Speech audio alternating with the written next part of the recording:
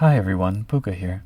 As announced on our Discord server, our friend and mentor Terry Robinson, host of Mage the Podcast, passed away at the end of December.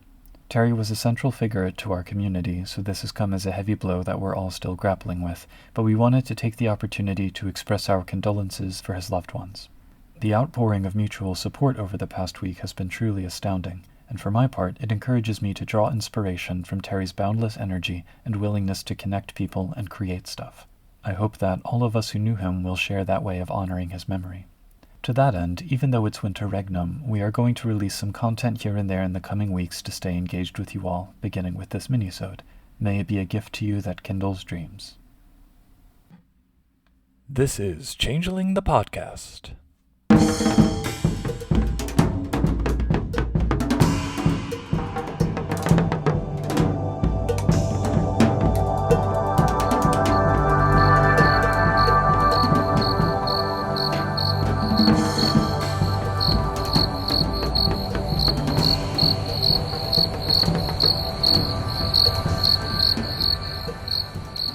Welcome to Changeling the Podcast. Come for the glamour, stay for the vibes. I'm your host, Pooka, and I am joined today by special guest, Bloodied Porcelain. Welcome, Porcelain. Hello, thanks for having me. How goes your Friday? It's Friday, right? I can't even It is Friday. keep track. It's hard to keep track of what day it is when we're this close to Christmas, but it is in fact Friday. And it's going pretty well. It's been a busy day. I've got a lot going on because Christmas is right around the corner, and I got this thing we're about to talk about coming up. So I'm breakneck speed prepping. So. And it is quite a thing. I mean, I'm stoked to talk about it because, spoiler for people tuning in, this is going to be a conversation about an upcoming actual play. So those are rare, I feel, in Changeling. We've interviewed actual players before, and I think there's maybe like one other that I've seen in the year and a half since then. So Yeah, changeling APs don't seem to be very many of them. I mean, granted, I don't see a lot of changeling game postings go up for home games either, which makes me kind of sad. So when I had a spot in my I guess my GMing rotation for the studio, I was just like, well, obviously we have to do changeling. we will get to that question, but first, so can you tell us a little bit about yourself and Hallowed Haven Studios, whom you're representing here? Absolutely. I have been playing various tabletop RPGs for close to 30 years now. I have been running them for a little over 25 years. My first TTRPG experience, I was 9 years old. My first brush with the World of Darkness was I was 12, which is way earlier than anybody should get into WoD, but here we are. That's fine. I have run and forgotten how to run more systems than a lot of the people that are currently my players have even heard of. And that's not really even a brag. That's just that my memory is that awful. But WoD has been my favorite for a long time. I had a little bit of a break for a while where I got a little burnt out because everything that I ran and played was WoD for a long time. But, I came back kind of in full force about 3 years ago. During that first year is when Hallowed Haven became a thing. I had been hanging out with some other femme presenting creators and non-binary creators who were all just looking for home games, and we had so many bad experiences, but we're all super creative people, so we had kind of chatted about wanting a space that felt safe and inclusive and where we got to tell the kind of stories that we wanted to tell, and we didn't have to feel like we were fighting an uphill battle to do it. And so randomly 2 weeks later, HHS was born. It was basically 2 weeks with no sleep and a lot of caffeine. And we had made a whole studio going from none. I personally had never done anything AP oriented. I had watched and listened to a bunch of APs, but I had never been in one. And then suddenly I owned a studio, and we had shows that we were scheduling.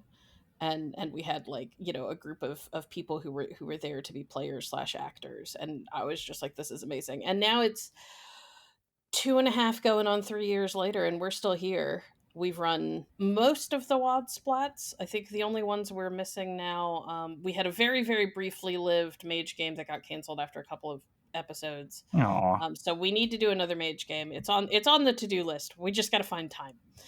We've done a lot of vampire. We've done a good chunk of werewolf. we tried Mage, and we'll get back to it eventually. We have Changeling coming up, and we have a Wraith game coming up. So, Nice. but we've also done stuff like Fallout and The Witcher, and basically everything that's not D&D. We have put our hands on. So, And I mean, I'll give love where love's due. D&D, when you talk about starting at age 9, I think I was about the same age I first broke open the basic D&D red box from the 80s with my siblings. oh yeah, But no, absolutely. Like D&D was definitely my gateway drug. It's yeah. just not something I do anymore. Yeah, you have to So, move on to harder drugs. That's exactly but how it pretty much, goes. yeah. Yeah. That's how it goes. So with Changeling, so you haven't done Changeling yet. The studio has not. No, The I have studio run has a not. ton of Changeling throughout Okay. the years. I have the weird distinction of being one of the oldest people in the studio at 38. There's only a handful of people who are older than me, and I'm also one of the most experienced people in the studio. So I have played a lot of games that other people have never gotten to touch. So it is become like a personal mission of mine to introduce people who just got into like Vampire 5th edition and Werewolf 5th Mm. edition to like the other splats and older editions. My first HHS game was a hunter game, and it focused a lot Ah. on wraiths, and I introduced changelings in the last season, and so I used hunter as like my stepping off point to like look at all of these other things that are in this cool universe, because I plan to run games with those splats later. And is there anything in particular that inspires you about Changeling that really draws you into it? Something maybe you're eager to share with them? Oh goodness, so much. I love the fact that Changeling in a lot of ways is, in my opinion, one of the darkest splats, because it is so bright and colorful, and it can get so like mess with your head heavy. You know what I mean? I lovingly call Wraith the depressioning. Um Oh, I do. I love Wraith, but it's a hard game. It's a hard game to run. It's a game that you have to have a lot of trust in other players. And a lot of people tend to look at Changeling and kind of go, "Oh, well, that's like the bright, shiny, happy game." And that's not what I come to World of Darkness for. And I'm like, have you ever read Changeling? they haven't. No one who Like, says that has ever actually read it. They've just seen the damn bear with balloons and make assumptions. yeah, exactly. They know that there are people who can turn into animals, and they just assume that everything is cool, happy, and groovy. And I'm like, that's not at all what it is. So I love the fact that Changeling is like deceptively heavy, but Mhm. I also love the theme of like fighting for and finding hope in like your darkest moments. Like the rage against the dying of the light is like a big theme that I tend to really enjoy in World of Darkness in general, but especially in Changeling. And so that is something that I tend to like lean into. Nice. So, dare I ask, without giving away any spoilers, will those themes factor into the chronicle that you're preparing to run? And can you tell us anything about that chronicle? Oh yeah. Yeah. That's those themes are like the cornerstone of the chronicle that I'm running. The chronicle, we're calling it District of Dreams because it is set in Washington DC. We're doing it against the backdrop of mortal politics without getting into mortal politics, because I want to provide my players some escapism given the everything that's going on in the world Yeah, right I now. wasn't going to say anything. I also don't want to pretend that those things aren't there and aren't Yeah. influencing the story that we're telling and why we're telling it. So it's there, it's a backdrop, it's not a main feature of the story. There's going to be a lot of fey politics. There's also going to be a lot of high adventure. One of the cool things that I got to do, and I don't mind telling people this because it's not really a spoiler, when we were talking about our session 0 and everything like that, I was just like, look, you guys can pretty much play what you want as long as you are playing one of the Kithane. If you Mhm. really have something that isn't among the Kithane that you want to play, we can talk about it because there's rules for creating a Kith. I said, but I'd really prefer that you stick with the ones that we have because it's our first Changeling game Yeah. at the studio. And I want people who may not have played before and are watching to be able to like open the book and see what you're doing. The one like kind of restriction I'm ever going to put on anybody is I don't want anybody to buy more than one dot in remembrance if they're going to take that at all, Hmm. because remembrance is going to be a theme that comes up a lot in the story, and I'm going to be giving them dots as the story progresses and they learn things about their past lives. I like that. That's elegant. Yeah, I've always found that remembrance is one of those things that either that usually doesn't get used very much because I don't think too many people know what to do with it, or they use it as an excuse to be able to like pad more stuff into their character than they can feasibly make work. Yeah. I ran a one shot a couple weeks ago at a convention, my first convention one shot actually for Changeling. And I gave a couple pre-gen characters, but a couple of them had remembrance. So for the purposes of that, I made it just like, if you have 2 dots in remembrance twice during the game, you can get a 2 dice bump on something as you like recall that fragment of a past life. And that similarly, that was like, I really like that for a one shot, but it doesn't do justice really to like the full scope of what that background entails. Right. And it is a corner of the setting, which like, I agree that you really have to put in a lot of thought into how it's going to play into the character's arc. Yeah, absolutely. So, I limited them on dots of remembrance. I said you can take 1 dot, you're not required, because everybody's eventually going to get dots throughout the story. It just depends on how much you have when you start. And of course, all of my players were like, so we're obviously going to lean in, and they all bought 1 dot of remembrance. I was like, that's fine. That just makes my life easier. Like you do. So, anyway, it's set in DC. I picked DC as a setting because I think that there is no better place, at least in the US, that to me represents the struggle between dreams and banality than our literal seat of federal government. Because I know a lot of people who work in government and work with members of Congress and everything like that to try and like get measures passed and to make sure that people are properly represented. And most people go into politics, at least very early on, with like a higher sense of purpose and a hope and a dream of a thing that they want to accomplish. Mhm. And it is a struggle. Like, DC is a meat grinder to the people in those jobs. Like, you go in and there's a reason why there's a lot of burnout, or why people get very, very jaded and just start accepting that nothing can ever change, because like the bureaucracy is set up to take those dreams and squash them like tiny bugs. And so I wanted a city that represented like people with these higher ideals and these big dreams and things that they want to accomplish, and then get kind of thrown into this world that is just not very accepting of those big dreams, though it purports to be. Yeah. And I was just like, there is no place better than that than DC. Also, I take a bus in and out of the city when I go into work there. And my bus stop is directly across the street from the Smithsonian Castle, Oh, beautiful. which is just one of the most beautiful buildings I've ever seen in my life. Like, it's one of those things that I have sat across from it hundreds of times and like been inside, and I still find things when I'm sitting there that I didn't notice or I'd forgotten about, or that just sort of take my breath away for a minute, whether it's like the gardens or like the brickwork is really intricate and things like that. So Did you ever do the monuments at midnight? I have, yes, Yeah, it's absolutely. the best. So good. So good. Being in a place like that and having those moments where like just a piece of architecture that is really just an administrative building for a bunch of other like buildings that Right. have much cooler stuff inside. Like the castle's really not all that flashy for most of the inside. Most of the inside is just offices. But having those moments where it just sort of takes my breath away, I was just like, this deserves to be a freehold. Like, I can't imagine it not being a freehold. Absolutely. So all of that sort of brought me into the idea that if I was going to run a changeling game, it had to be in DC. It helps that I know DC, and that if I ever need to like research something, I could just go. I wanted to lean into that aspect of the city. And then I was reading through the book and I was just like, well, and this isn't really going to be a spoiler. Anybody who tunes in will find out about this. They may find out about this before even tuning in, because there's a little bit of stuff that's going to come out in like trailers and whatever. Oh. The backdrop of the story is that David Ardrey is dead. He's been assassinated, and that his sword has gone missing again. And the announcement of his assassination was right before the announcement that he had been killed at the Parliament of Dreams. Like, in the couple of months leading up to it, the Parliament of Dreams had been relocated by the Dreaming. Nobody like purposefully did it. It's just the building basically got picked up and dropped in DC from New York. Nobody knows why, and any attempts to move it back have failed.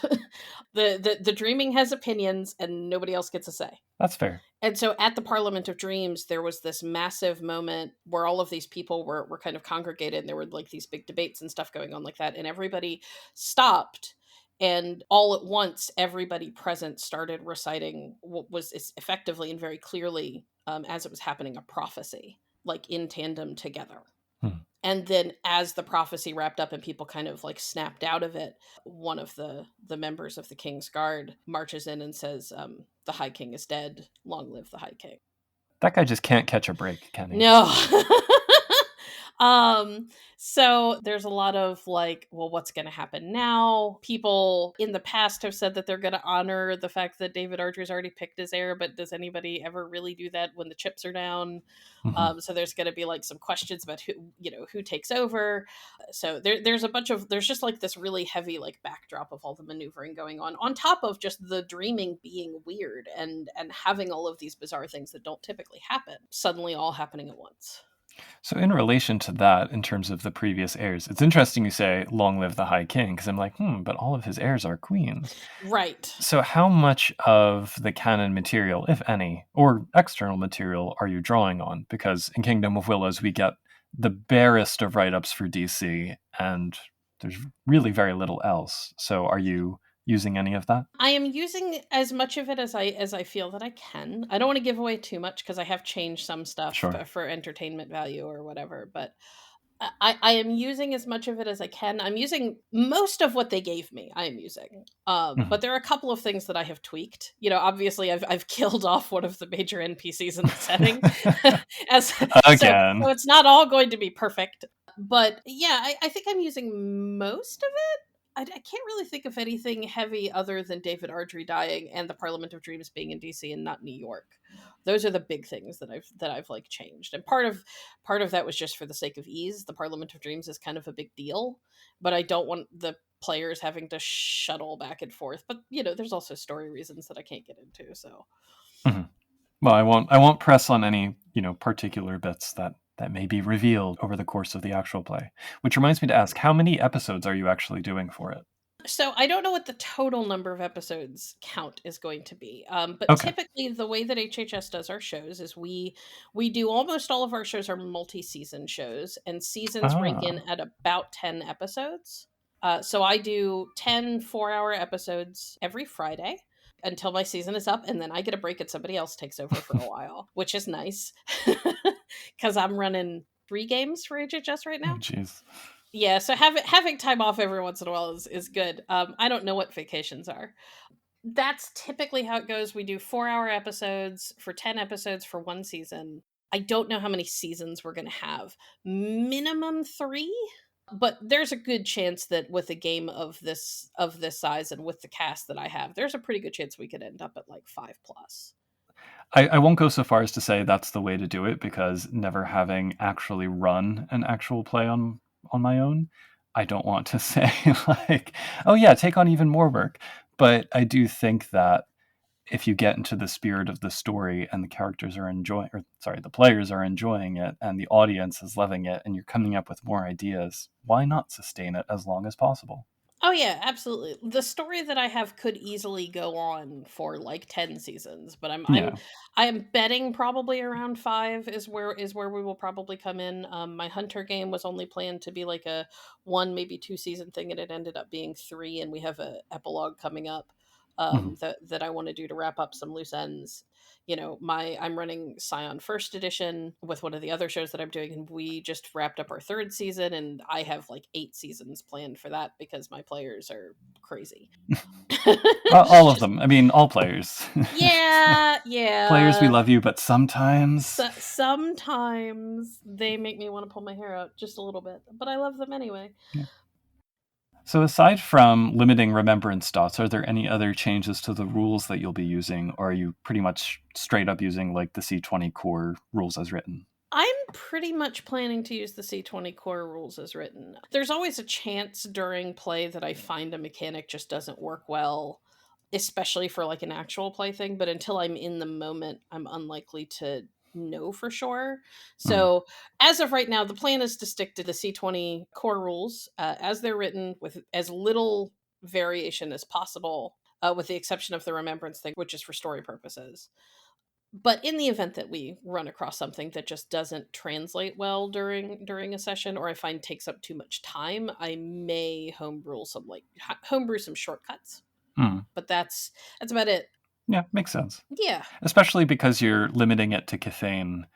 I find that a lot of the wigglier parts of the C20 rule set come up when it's like, oh, I want to do an anime. Good luck is my Yeah, response. But yeah, for sure. I thought about bringing in some of the other options, but I was just like, here's the reality. I don't think most of my players are going to want to go for that anyway.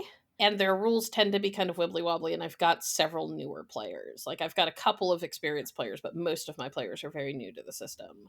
And I'm like, you guys have played like Vampire 20th and Werewolf 20th, so I am confident that you will get this, but yeah. I don't know that we need to make it any harder. And the good thing about DC too is that you really do have, like, for an anime in particular, kind of force of nature-y things. Like, well, here comes the 50-foot Abraham Lincoln statue. So Yeah, yeah. moments. I am very excited for all of the chimera and stuff that can pop up in a place like Yeah. DC. They're so cool.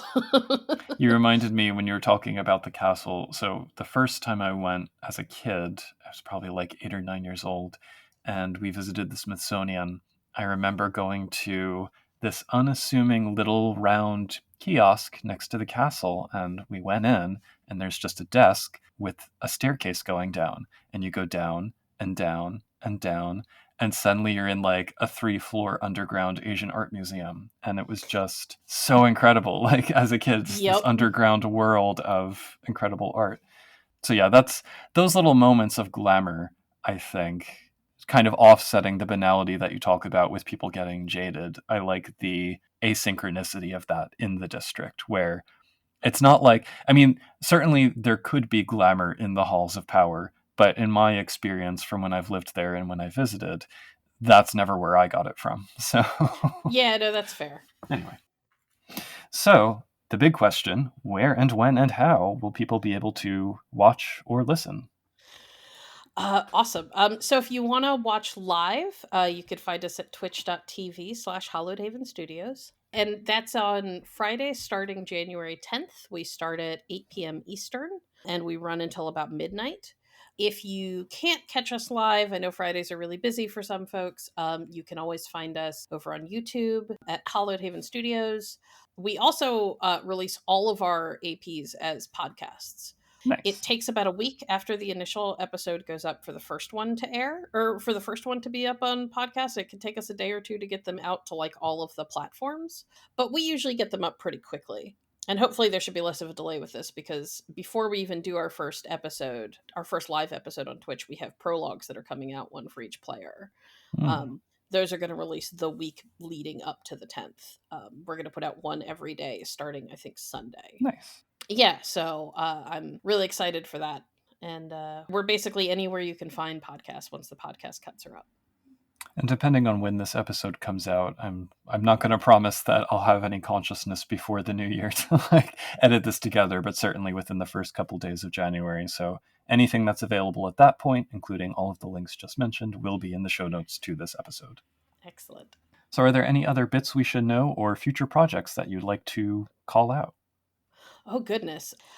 So we work a lot with people from a bunch of different AP studios. We have shows that go up that are looking for people to apply and audition as players, kind of on a semi-regular basis. A little less right now because we're in the middle of like the winter, but once, like, I suspect that once we get well into quarter 1 of the calendar year for 2025, we're going to start seeing more advertisements go up on our Discord, which is at discord.gg slash hallowed haven.